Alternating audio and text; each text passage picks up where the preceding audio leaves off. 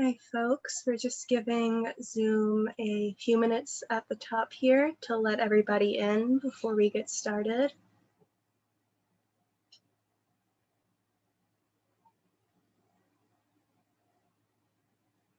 If you are already in tonight's webinar with us, you can open up your chat window and find some information about how to purchase books by tonight's featured authors.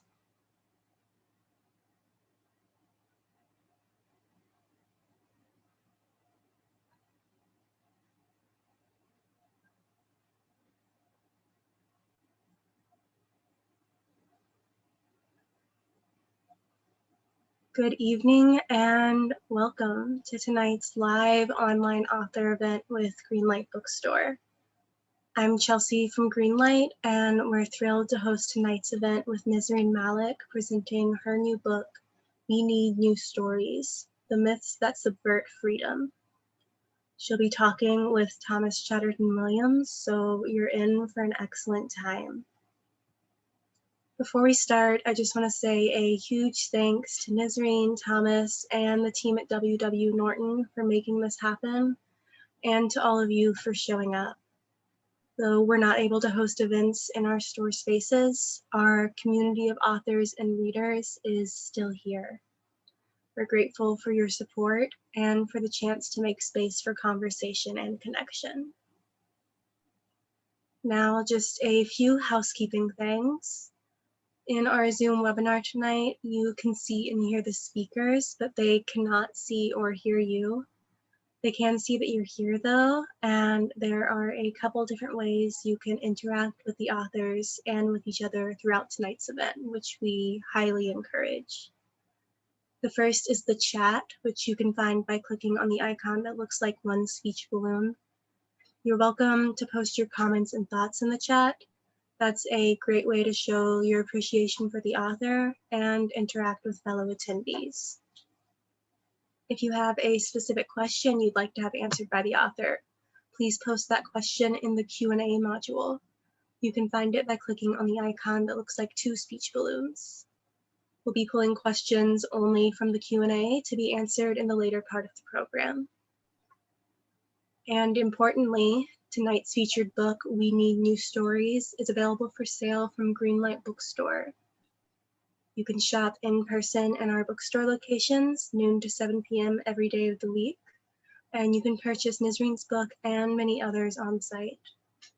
Or order online at greenlightbookstore.com for a quick pickup at the store or for shipping anywhere in the US. I'll drop that buy link in the chat. If you care about supporting the careers of authors and the ongoing existence of independent bookstores, buying tonight's featured book is a great way to show your support. Our interviewer tonight is Thomas Chatterton Williams. He is the author of the books Losing My Cool and Self-Portrait in Black and White. He's a contributing writer at the New York Times Magazine, columnist at Harper's, a 2019 New America Fellow, and a visiting fellow at AEI. His work has appeared in The New Yorker, the London Review of Books, Le Monde, and many other places, and has been collected in the Best American Essays and the Best American Travel Writing. He's received support from Yaddo, McDowell, and the American Academy in Berlin, where he's a member of the Board of Trustees. He lives in Paris with his wife and two children. He'll be speaking with our featured author, Nesrine Malik. She's an award-winning British-Sudanese columnist and featured writer for The Guardian. She lives in London. Her new book, We Need New Stories, is a rigorous examination of 6 political myths used to deflect and discredit demands for social justice. What emerges is a radical framework for understanding the crises roiling American contemporary politics. Nesrine is going to start us off with a reading from the book, and then she'll be talking with Thomas and with all of you. Nesrine, please take it away. Thank you. I love these introductions. I always think they make you just sound so much more accomplished than you feel. So thank you. Thank you everyone for joining us today. I'm really excited to be here. This is my first chat about the book, so I'm really psyched. I'm going to give a brief reading from a chapter from the book about the myth of history, or as it's called in the book, the myth of virtuous origin. And it is a brief section about the way popular culture in the United States fetishizes the US's role in certain historical events while downplaying its transgressions. So the section is called Popular Culture Fetishization. Growing up outside the United States in the 1980s, but still reared on a diet of American popular culture, it seemed to me that broadly, only two significant historical events had ever happened to Americans: slavery and the Vietnam War. Two books could be found in pretty much all the homes across the new post-colonial educated class in sub-Saharan Africa. The two books were Roots and the autobiography of Malcolm X. They were, to me, a young girl who was growing up in Sudan, North Africa at the time, the only books where Black narratives and protagonists were entered into the record. Everything else, from Gone with the Wind to Little House on the Prairie, depicted slavery and the enslaved as bucolic background figures.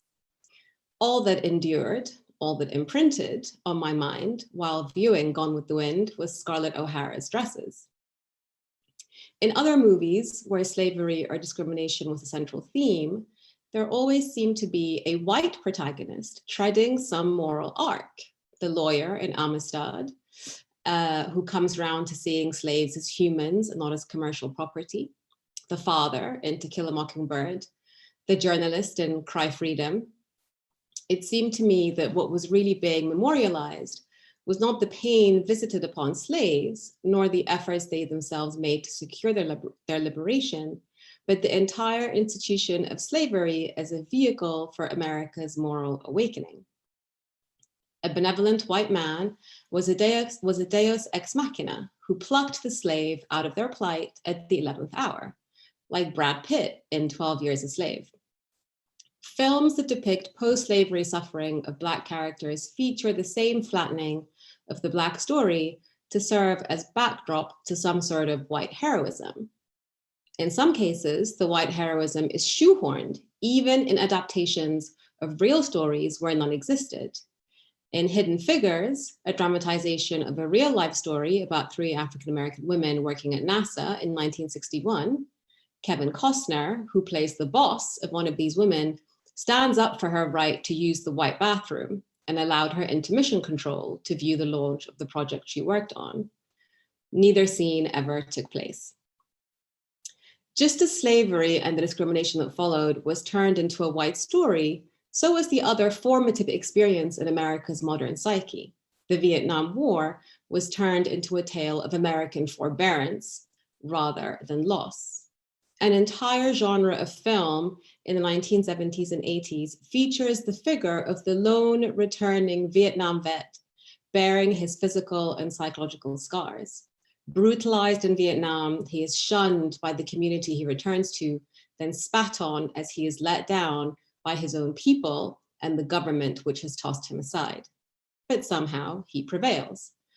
Hollywood reproduced the myth of an inherently good individual American who not only battled others, but his own government. And so, even though the Vietnam War was a bloody nose for the idea of a good and strong America, the valiant American soldier became the enduring image of the war. John Rambo in Rambo, Anthony Curtis in Dead Presidents, and of course, Travis Bickle in Taxi Driver. The morality of war, slavery, and atrocities committed in Vietnam was rarely addressed. The War on Terror receives the same treatment. Its story is told via individual American heroes. The vehicles of this anthology are lone, intrepid Americans, carriers of the good DNA. Carrie Matheson in Homeland, Tony Mendez in Argo, Agent Maya in Zero Dark 30, all embody the spirit of America, out in unfamiliar territory, working against the dark mischief of the foreigner and the political manipulations and cynicism of Washington. They carry a kernel of goodness that proves that America, that the software of America is sound. Theirs is the certainty that runs through America's appraisal of its own cultural history. The American audience comes away with its sense of superiority intact. But it's not a vulgar supremacy. It is served with a side of classy humility that America is indeed an imperfect place. It is a genius formula that perpetuates American historical exceptionalism. Commercially, it has been a box office hit, and Hollywood has patted itself on the back by a host of awards and baubles that proves its liberal credentials. That's all from me. Thank you. Thank you for that, Nesrine, and congratulations on the publication of this book, which I find really readable and compelling and also moving. You know, I don't agree with every position you take, but I find it, I find that we need more stories, and we also need more dialogue and debate like this. So I really appreciated it. And, you know, early in the book, you set it up in a personal way when you talk about your grandmother, and you say that she told you a myth about your family's origins in Sudan, and she embellished the family's origins in such a way that, you know, I found that quite moving. And I wonder if you could talk about that a bit and explain, what is this, if it's true that we are on thrall to so many myths and stories about who we are and where we come from, why is that? And how could we transcend that if that's such a part of our basic human nature? Well, I was eager to make it clear that my perspective or my sort of testimony in this book comes from a place of personal disillusionment with the stories that I was told when I was growing up about my origin. And I just very briefly, I grew up in this very large, very traditional Sudanese family in North Africa, very Muslim, very conservative. And my grandmother, who I was very close to, would tell me all these stories about the sort of my birthplace in Northern Sudan, or the family's birthplace in Northern Sudan. And it was supposed to be the sort of grand mansion that, you know, you'd get lost in if you didn't know the topography of it. And if you took a cup of tea from one end of the house to the other, it would get cold. Just sort of ridiculous stories about, you know, the wealth and the grandeur of our origin. And I completely believed her. And it was just, and these were stories that were told to kind of all the kids in the family. And then when I went to where my father is from and where my grandmother is from, it was a completely different setup. It was, you know, not that there's anything wrong with that, but it was a very poor, very badly connected little village in Northern Sudan that had no running water and no electricity. And there was definitely no discernible wealth. And that was kind of, it seems like a trivial thing to recount in hindsight, but as a child and then as an early teenager, it really kind of fixed my perspective on the world, which is that we are told stories from a very young age about who we are. And these stories are always or mostly about how special we are, and, you know, how culturally or religiously or ethnically superior we are, or chosen we are. And that these stories are usually told to set up a sense of kind of status, you know. And then I began to see how that sense of exceptionalism in my own family had been quite corrosive, in that they kind of, you know, went around with a huge amount of swagger, but didn't really have much to back it up because they had just become convinced that they were these, you know, special beings. And so the perspective was not just that one should be skeptical about stories that are told to one, that make one feel like they're part of a kind of chosen group of people, but that one should also be mindful of how damaging and corrosive these myths can be if they instill in people a sense of exceptionalism that is not based on achievement, that's not based on like what you have done, or your own merits, if they're based on some kind of legacy or history. I'm incredibly suspicious of that. And so that kind of fixed my perspective on the world. And then, not to sort of kind of cover too much, then I left because it was all getting too much and too suffocating. It was very difficult to leave. And I left to the West, which I had really idealized and fetishized as this place that is very honest with itself, that has no myths, that has no stories to comfort itself, that has little exceptionalism, and then got hit with another wave of mythology about, you know, historical exceptionalism, racial supremacy, etc.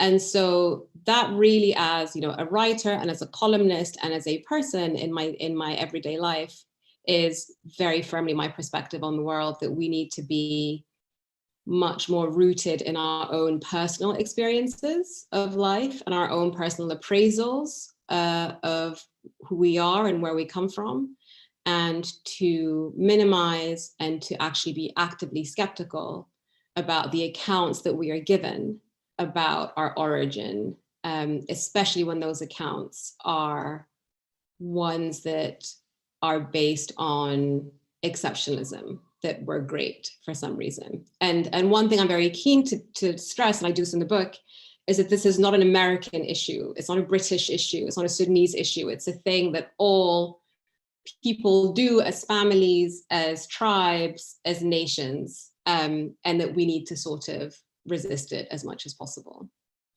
Yeah, I want to pick up on one aspect of what you just said. You mentioned your disillusionment in coming to the West and expecting in some ways more, but also your personal trajectory is extraordinarily inspiring, and you know, it seems like in many ways the West worked well for you and institutions worked well for you. And I was particularly interested in, you seem to take a very, you take a kind of bleak view of the position of women in the West and say that, you know, we congratulate ourselves on being much freer here. But in fact, women in the West, the comparison is, are like prisoners with cigarettes to trade or something like that. And so that it seems freer, but in fact it's not. And I wondered, is that really how you feel? Is the difference that minimal, in fact, in practice? That's a very good way of asking the question. So it's all a matter of scale, right? So when it comes to women's rights, it's all on this continuum. So where I'm from, women have dramatically fewer rights than they do in the US. In terms of domestic equality, in terms of sort of their legal status, inheritance rights, etc., there is no question that there have been a lot of technical and legal progressions in the West when it comes to women's rights. What I am keen on, the point I'm keen on making is that those rights are not terminal, that they should not stop us from then looking at the huge gaps that still need to be filled. And so the point of mythology, or the success of mythology, is to convince people that a lot has been done, like a lot of good has been done. And what that does is actually creates a sort of terminal velocity where you start decelerating towards equality, because you've had these huge wins. And this is something that actually people in the LGBTQ community talk about a lot, which is that after, for example, gay marriage was legalized in the US and the UK, there was a regression in movements for equality for gay and lesbian and transgender people, because people felt like there had just been this huge breakthrough. And so in the US in particular, especially after the pandemic, what we have seen is that we have made these, huge strides in terms of maternity pay, in terms of gender discrimination, in terms of sexual harassment laws. Me Too was a huge reckoning. But then you realize that, for example, and this is the huge thing that came out of the pandemic, that there is a massive underfunding of childcare in the US, and that is a decision that has been made because women's care work is considered not monetized. And so what happens is that when there is a conscious decision to not fund childcare, the responsibility of that falls on women. And what you get is a dramatic number of women in the past year dropping out of the job market because they couldn't do both. And when you raise things like that, this is always my experience, when you raise things like funding childcare or subsidizing childcare so that women can have an equal crack at careers, then the response that you get is this response of progress, this response of like, oh, I mean, what more do you want? You know, we've funded so much, we funded so much maternity pay, we funded so much like legal discrimination rights for women. And so the point I want to make is that it's just about what you have to trade, right? So like women all over the world, this is the metaphor I say in the book, are like prisoners. And some are in like the nice block, right? And they have like tobacco and they have a big commissary, and you know they would never want to trade for the women in the crappy block. But in the end, we're still prisoners in the system that always kind of barters with us, right? It's like, so you want childcare, but then you have to give us this, and if you want this, then you have to give us that.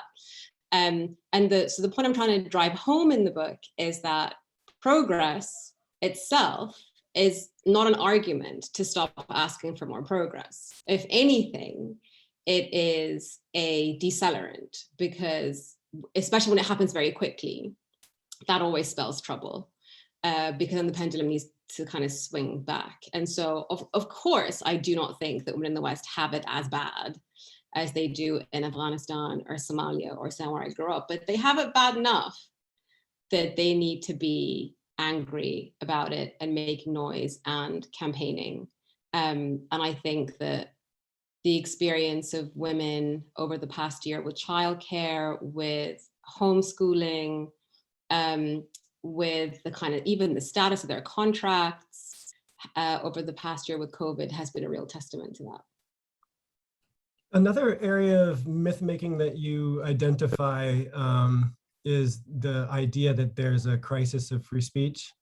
And you make the point, which I find quite compelling, that there's actually never been more speech. And what we're actually really having a problem with is the fact that we basically have to hear all kinds of pushback, as well as the mainstreaming of previously niche perspectives that didn't get air before, and now we have to deal with in the public marketplace of ideas. You focus on some really noxious views on the right, and the kind of terrible toxic criticism that women especially and people of color can get on Twitter and in the comment sections of publications. And the Overton window has moved so that views like Richard Spencer questioning whether Jews are people are now on CNN and things like that.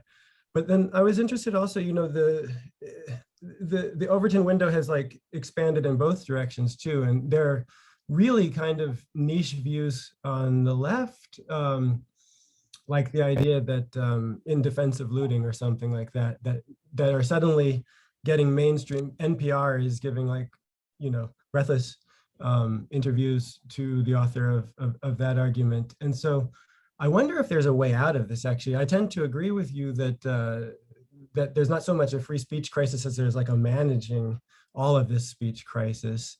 So I wonder how you conceptualize a way, some new equilibrium, or how do we deal with all of this speech that we now are mired in? I don't have an answer, but I have a crack at an answer, which is that, which is what I say in the myth, the chapter, the myth of the free speech crisis, is that we just need to be a bit more realistic about our responsibilities when it comes to speech. And I think that I completely agree with you that the Overton window has expanded in all directions. But the way we have responded to that, because of a variety of factors, is to be like, well, I guess this is a free speech issue and free speech should be absolute. And because it is absolute, that means I have to present this as a valid opinion. And that kind of abdication of our responsibility as curators of this marketplace of ideas and what speech is responsible to air is, I think, one of the biggest damaging effects of this delusion that all speech should be free. Speech has never been free. It's never been absolutely free. We are subject, you and I today, talking in this conversation, we are subject to libel laws, you know, in any jurisdiction based on the person we are, or intend, or I don't intend to, but the person we are going to libel. That is a free speech issue. But we don't, you know, we don't discuss that because we think that libel laws are generally a good way to manage society, because otherwise it would be a free-for-all. So what has happened because of the proliferation of social media, of kind of way more channels for us to speak, we came at it the wrong, when I say we, I mean media people, we came at it the wrong way. Instead of saying, hold up, there is now, we have much less control over what speech is out there in the world. And so that means we need to be far more responsible in what we host and what we discuss. What we chose to do is kind of panic and be like, we're going to be left behind if we don't also try and fill our pockets with all this speech, because this is obviously where like the conversation's happening. And I think there's a lot of dishonesty about that. You know, I think there's a lot of commercial gain in platforming controversial views, like, you know, like you say, in defense of looting or questioning of Jews or people. There's a lot of sort of relevance currency that's there. People want to just feel relevant, that they're in the middle of the mix somehow, so they want to push the envelope.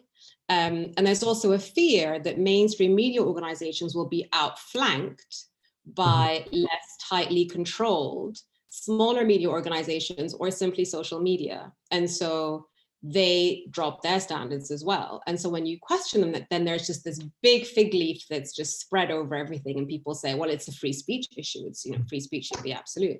So it covers literally a multitude of sins.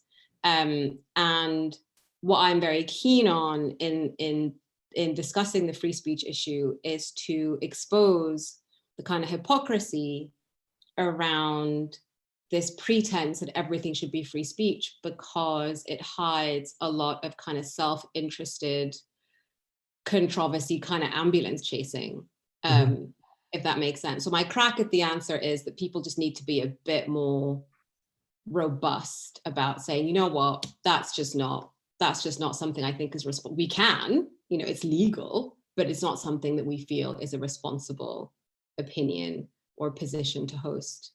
And I think people do make the decisions every day and we don't see them, but a lot of people do not.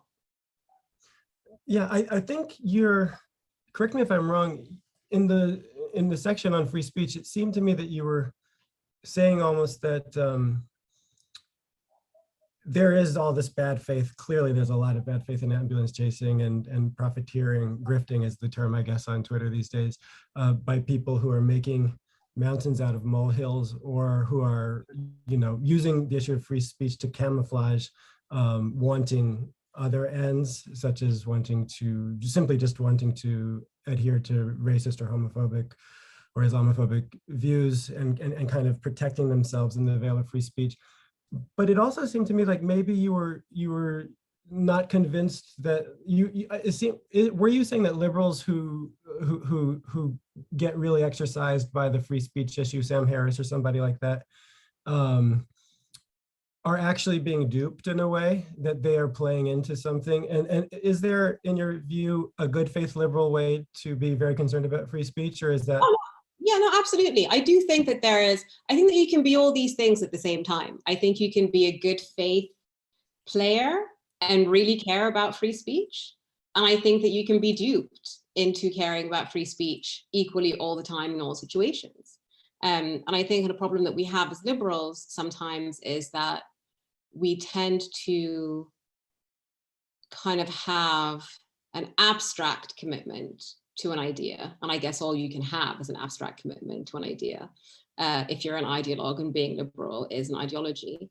But it needs to be tempered, and it needs to be adjusted to the way that abstract idea is being instrumentalized. And free speech and the liberal commitment to free speech originally was about preventing powerful sources from silencing weaker challengers.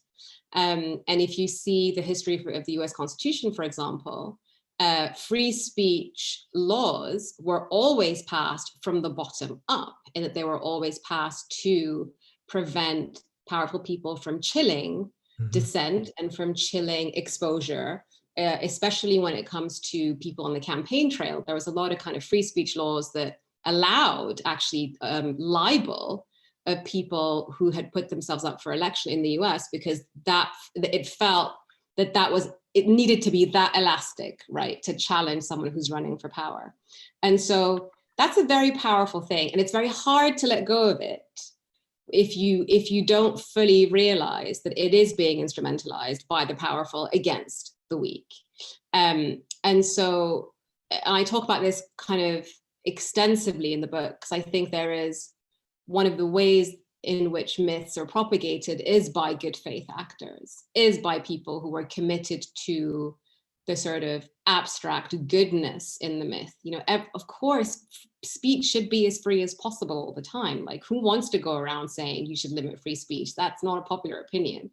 You know, everyone wants people to be as honest and as comfortable and not censoring. But there's also an entire hinterland of sort of adjustment and calibration that we make all the time for society to function. And for some reason, speech has fallen out of that acceptable calibration that we make. You know, we make decisions all the time about legal age to drink, legal age to have sex, legal age to vote. All these are variations on the same difficult decisions about personal freedom, you know, and when should you infantilize a citizen and when you should give them rights, and when does a citizen opt out of their right to vote or have sex or speak freely. And so to round back and answer your question, yes, liberals do participate in good faith. I don't think that liberals who defend the right of Richard Spencer to question if Jews are people believe in that opinion, but I do think that they are being duped into supporting an abstract principle that has been bastardized in practice. So I guess, and just one more question on free speech and then we'll move on, but then what do you make of like the ACLU having defended the right of Nazis to march? Because, you know, these were Jews who had, in some cases, you know, survived the Holocaust or been related to people who did. And their sense was that minorities are actually most protected in situations where freedom of expression is paramount. And that's a kind of foundational principle. So I struggle, I guess I find your argument quite compelling, but I really do struggle with the idea that it is, and I know you address this in the book, it's a slippery slope when you start making exceptions for when speech is not appropriate. And so, you know, I find, for example, in France where I live, I find the Charlie Hebdo cartoons to be reprehensible, but it does seem to me that you really do sometimes have to have these abstract commitments so that you just don't have a society where blasphemy can be a thing. And that's just something you have to die on that hill for. And I wonder if, you know, your point is very compelling, but do you think that there's times where you have to actually have the abstract principle and we can't leave it up to kind of case-by-case judgments?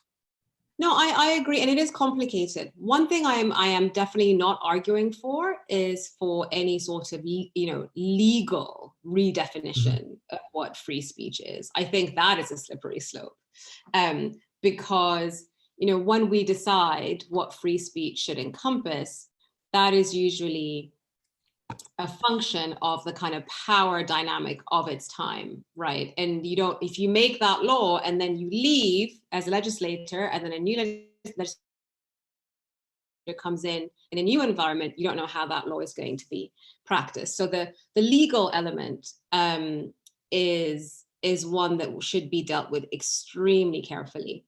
I am talking more in the realm of the sort of customary management of free speech, which we tend to do actually quite well. You know, we're broadly very responsible people, and we broadly know what is beyond the pale and what is distasteful and what is kind of not on, as we say in the UK. So I'm more functioning in or talking about the sort of the sloppiness that has entered that space, right? Or the kind of breathless competitiveness for a controversy that has entered that space.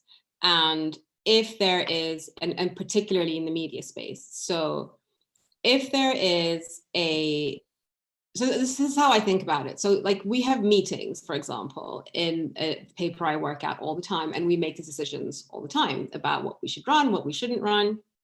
And that conversation happens all over the world in hundreds of media organizations, and it happens completely outside the law. The trouble we're in now is that those kind of self-regulating conversations, whether on university campuses, in media organizations, on the pages of Charlie Hebdo, for example, have become subject to pressures that are not about the public good, which is what free speech management is about. It's about kind of facilitating relationships between people. It's become about profit. It's become about controversy. It's become about relevance. It's become about kind of getting ahead of the social media energy. And so what I'm advocating for is for people to be more robust about putting limits on that sort of speech in a consensual kind of relationship facilitating way, as opposed to ask the government to shut down Charlie Hebdo, for example. Does that make sense? I mean, it's a sort of slightly a cop-out, but the majority requires thoughtful citizens. but like the majority of free speech decisions happen outside the legal realm, you see. Or they happen within the legal realms of individual institutions like universities. And so when people say it's a slippery slope, I'm like, you're making it a slippery slope because you're assuming that it all ends in a courtroom. And it doesn't have to be that way. And it actually hasn't been that way for a long time. You know, but we've just lost, because of technology and social media and the explosion of media channels, we've kind of lost our ability to make those calibrations. And so I just wanted to give people a little bit of swagger. Like, it's okay, you know, it's okay to say you shouldn't print this, you know, it's okay to say you should, that's not censorship. That's you making a responsible decision based on the role that you have in the world as a professional that facilitates, you know, peace and coexistence and, you know, tolerance, relationship building. That is not a free speech violation. Those are two very different things. But a related issue is another myth you explore, the myth of PC, or I guess a term that's everybody's dissatisfied with now, wokeness. Can you explain how that myth has come to kind of dominate our all of our discourse right now? Yeah, so the myth of political correctness should have just been called the myth of wokeness, because that's what it is now. Like, political correctness has now just been rebranded as wokeness. And I found this a lot in the research of this book, is that so many of these myths existed before, but they were just called different things. And they were kind of different moral panics, and they were rebranded for the era. And I hate the word woke so much. I do too. If I see it in an article, if it's not in inverted commas, then I just throw the whole thing away. I just think you cannot invoke it unironically. So the myth of political correctness has a very long history, and then it has a more recent history, which is where the woke bit came in. And I was really shocked, actually, about to find that the political correctness myth, or the kind of antipathy or hostility towards political correctness in the US, seemed to, if you take a cursory view at history, seemed to be this kind of organic byproduct of the culture wars in the 1960s, or the kind of civil rights discourse in the 1960s, where liberal universities became too militant for the right, and so they were branded as politically correct, but then realized that over the 70s and 80s, hundreds of millions of dollars were pumped into debranding or rebranding political correctness as a totalitarian silencing by right-wing think tanks and by kind of on-campus efforts, because political correctness was seen as the beginning of a powerful left-wing movement that could clip the wings of corporate power in the US. And so even it seems to you and me and, you know, people who are joining us today that political correctness is about culture, it's about language, it's about how we address each other, but actually it's about money, right? The reason why political correctness became such a big flashpoint and became so demonized is that there was actually a group of people that came together in the 1970s and post something called the Powell Memorandum, came up with these principles that they felt were important if the city, which is the kind of the corporate heart of America, was going to remain powerful and not have to succumb to unionization, to being broken up and demonopolized. All these things were felt or were perceived as the end result of the empowerment of the left via its cultural power. So that's why political correctness came in and how it became demonized. And then wokeness, which is political correctness's child that has come of age today to blight us, is a sort of amalgamation of all the toxic cultural baggage that trashing political correctness has resulted in over the past 50 years. And so this idea that like to be good or to try and, you know, have or make an effort about how we address each other, or to be, you know, climate change conscious or build solidarity with people outside of your racial or, you know, economic group was seen as virtue signaling, and seen as a way to flaunt your credentials or your good politics credentials. And then that became a way to kind of trash your positions full stop. That wokeness is sort of, it's political correctness without any of the financial corporate motivations behind it, if that makes sense. It's just a kind of, it's an empty, toxic cultural cloud that we have been left with as a result of half a century of stigmatizing political correctness as a sort of totalitarian impulse rather than a desire to just update and upgrade how we address each other as fellow citizens. I'm going to ask anyone who wants to drop a question into the Q&A can do that at this point, and we'll get to those. And before we do, I just have one more question.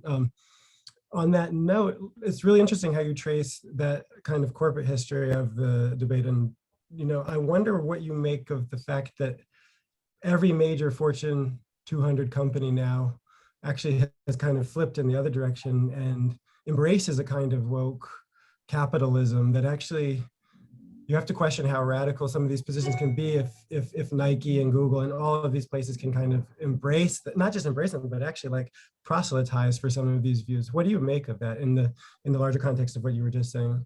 I think it's a disaster, actually.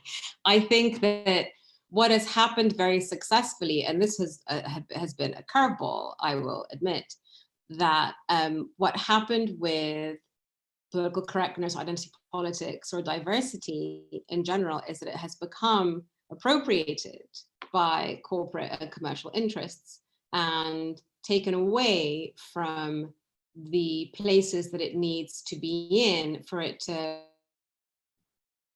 create real change. And what we have seen is, because we live in sort of extremely corporate and how can I put it, sort of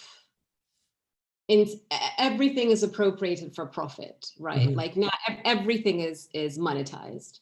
And so once it became clear that there was a market for this sort of quote unquote, I'm making it very clear, I'm putting in quote marks, quote unquote, quote, window dressing, then what we saw was this like massive appropriation of energy from the kind of real roles of activism and questioning corporate power, questioning political power, questioning the center, really, from the peripheries, became about taking that energy and domesticating it indoors and making it about sort of getting the right optics.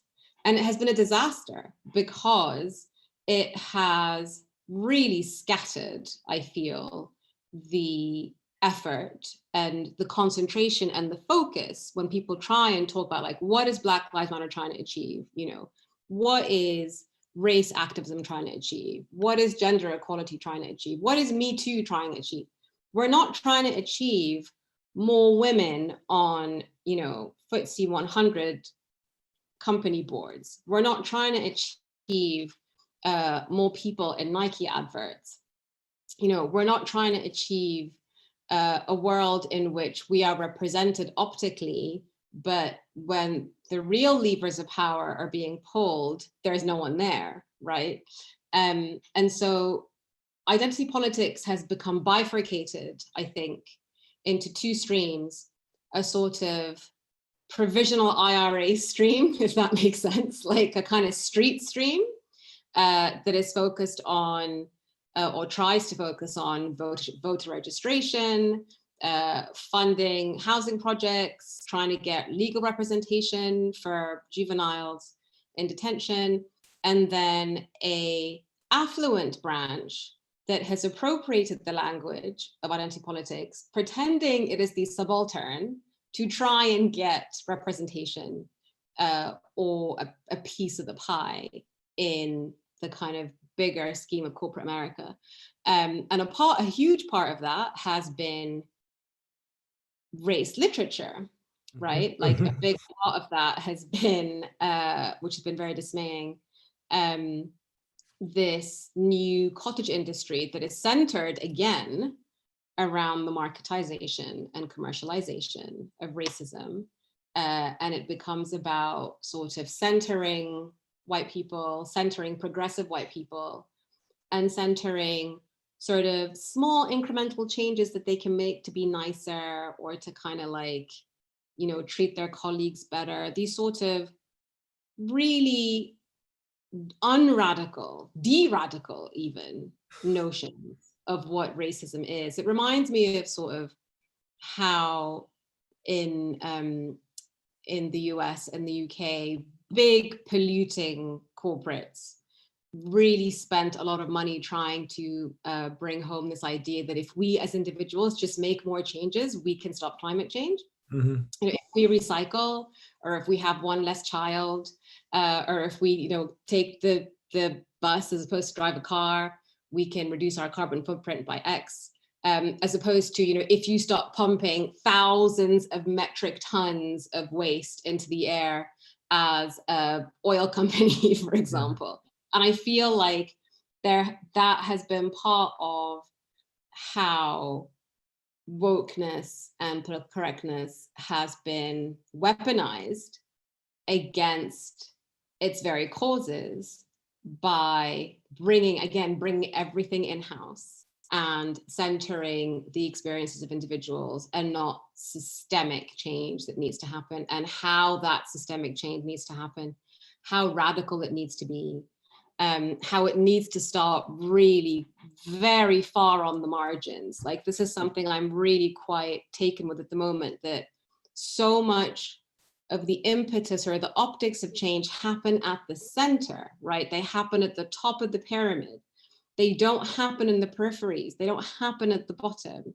I'm not interested in that. You know, it's not going to do anything except maybe line the pockets of people at the center even further. Like, if there is a litmus test of when something is productive or suspect, I always ask myself, like, who is it impacting? Who are the people involved? You know, how far away are they from the centers of power? And the further away you get, the more impactful it is. And the closer and the closer center and the higher profile it is, and the more endorsed it is by celebrities and Hollywood actors and high profile left-wing politicians, the more you know that it's just hot air, basically. Yeah, I mean, you make in another myth, the myth of identity politics, you know, you make I think the quite accurate point that, you know, identity politics is also something that white people have practiced throughout the ages. But to have that kind of systemic change that you're mentioning, don't we all have to kind of find ways to transcend this sort of identity which anybody can pick up and use? It's not just that Black and brown people are starting to do identity politics now and that's why it's bad, or that white people have always done it, so why are we mad about Black and brown people doing it?